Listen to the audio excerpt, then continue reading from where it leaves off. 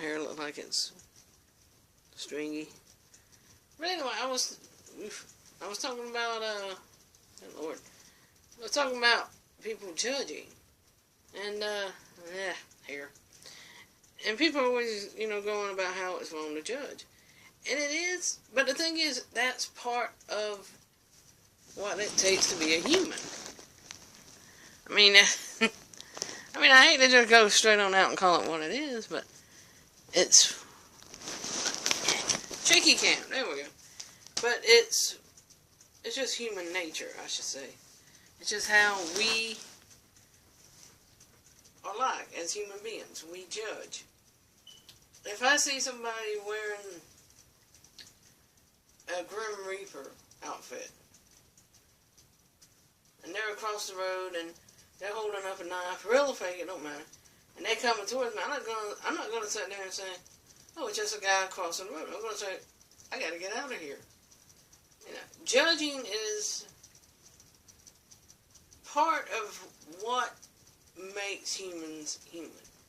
It's part of our, I guess you could say, defense system. It's how we really have survived. We judge. We sit there and we see something, we go, well, that person doesn't look like a good person, we don't hang around them. Well, that person's giving creepy looks at my kid, that person's a pedophile. Without even actually fondling your kid or nothing, you go, bad person. And the thing is, with women, we have a tendency of judging other women.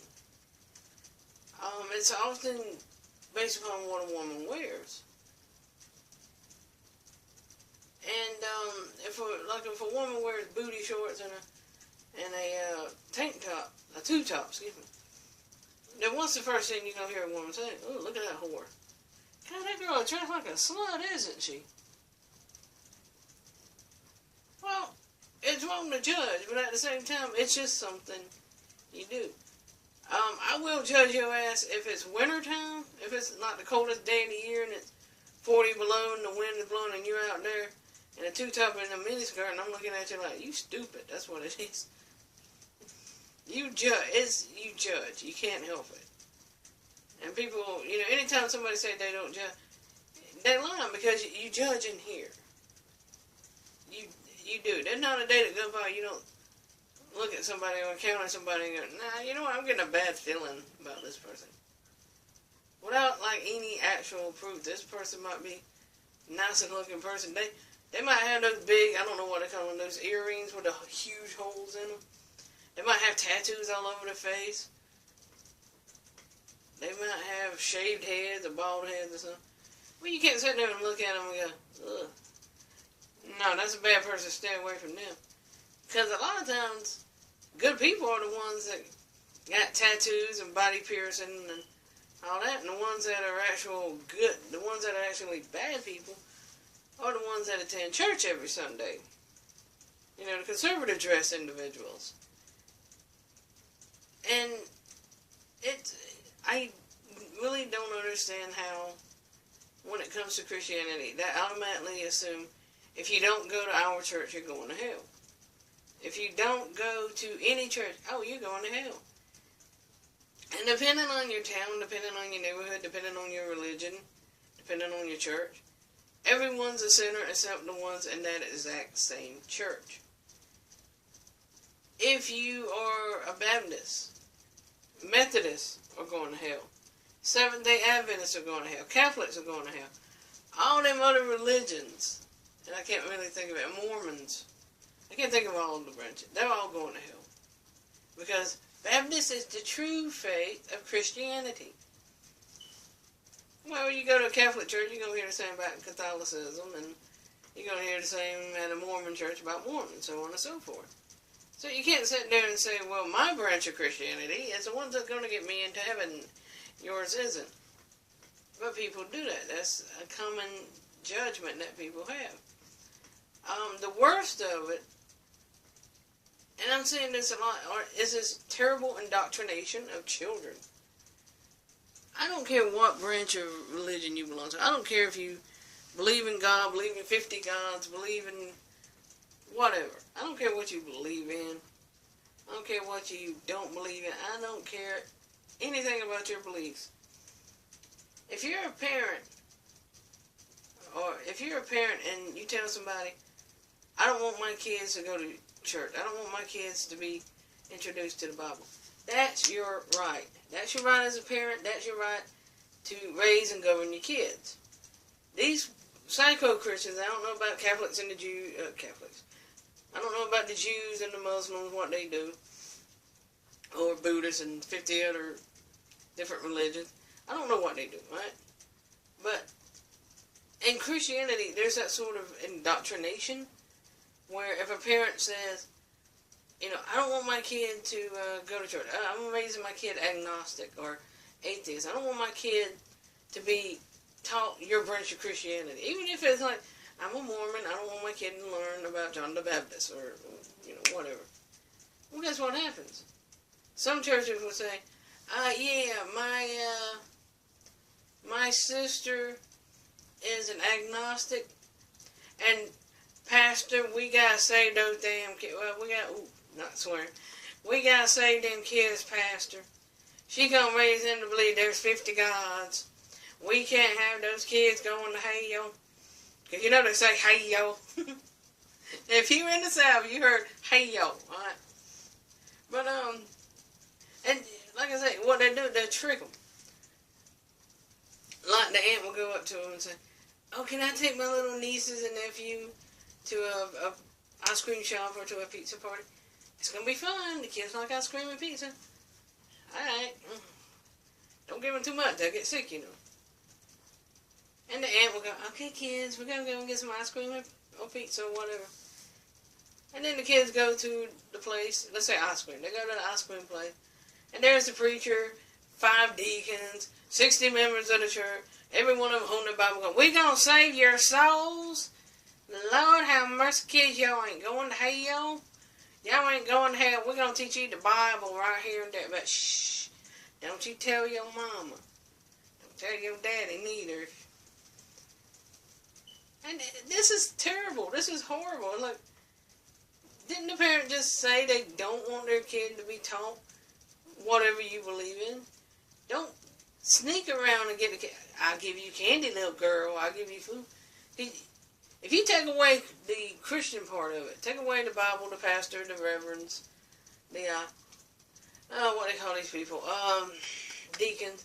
If you take away the Christian titles to all these people, say some stranger, say your sister comes up to you, I want to take little Johnny and little Cindy to the pizza party, pizza Hut, whatever.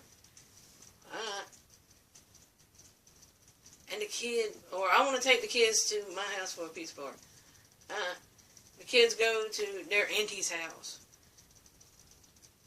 And there's 7 pedophiles there waiting for them. 7 men going, come here, kiddos.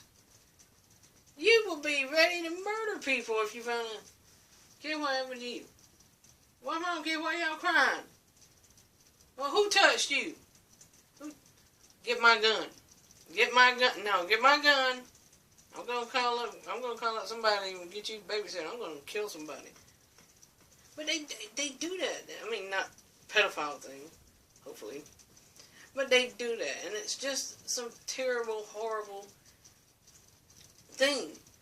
If a parent doesn't want their child to learn a belief that they do not believe in, and this goes for a lot of other fields, don't trick those kids. Don't do, because first off, you're teaching kids deception. You cannot say you believe in the Bible and all that, and then teach the kids about deceiving people and deception. Secondly, lying. You're lying to the kid, you're lying to the kid's mom, the kid's dad, the kid's guardian. You're lying, which is, if I'm not mistaken, a huge no-no. Thirdly, you're teaching the kids to lie to their parents, which is a huge no-no, because if I'm not mistaken, it is a 10th commandment, and I believe maybe number 6. I could be wrong. But it is a huge, huge no-no. So now you're teaching the kids how to be, what would be a good term for it? You're teaching the kids really how to be little dicks. You're teaching them how to lie. You're teaching them how to deceive their parents. You're teaching them, really, they don't have to do what their parents say. Oh, parents, my mama and my daddy told me that I'm not supposed to read the Bible. Your parents are wrong then. Don't do what they say, do what I say. I'm a stranger, you don't know me. I'm a 60, 80, 70, whatever age. I'm an old man that you have never met before, but it's okay, you listen to what I say. You listen to what I say. You listen to all these strangers. It's all these strangers, they're giving you candy. You listen to them, and you don't listen to what your parents... And don't tell your parents what goes on at these meetings. It's like, damn. It's like, that's the closest thing to pedophilia next to actually following the kids. Because the kid, if you ever, hear a lot of them reports about kids being molested over the years, it's always the same stuff. Don't tell your mom and daddy. These meetings are private. And he touched me, but he gave me a lot of treats and stuff. It's the same shit.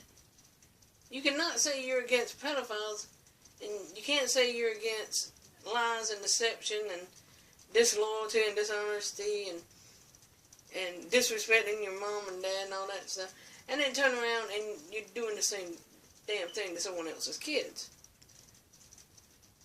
You can't, I don't know how people can even go to sleep at night, or even wake up in the mirror and look at themselves in the mirror, knowing that they're teaching the kids the same stuff that they're going to teach them on Sunday not to do. And today's sermon is do not lie. Wait, but preacher, you just, yeah, I know, but you told, I know not to talk about the mind elder, but you told me that all these meetings I go to here at the church, I wasn't supposed to tell my mama, and that's going to be lying. I'm supposed to tell my, I know. But anyway, there's something wrong with Christianity, and I could go on forever. I'm going to actually do a video in a minute here, explaining, cotton, explaining one thing I got an issue with the church. And I'm going to close this because it's approaching about 13 minutes. So next video I'm going to discuss it and hopefully get my shirt buttoned up correctly. So see you.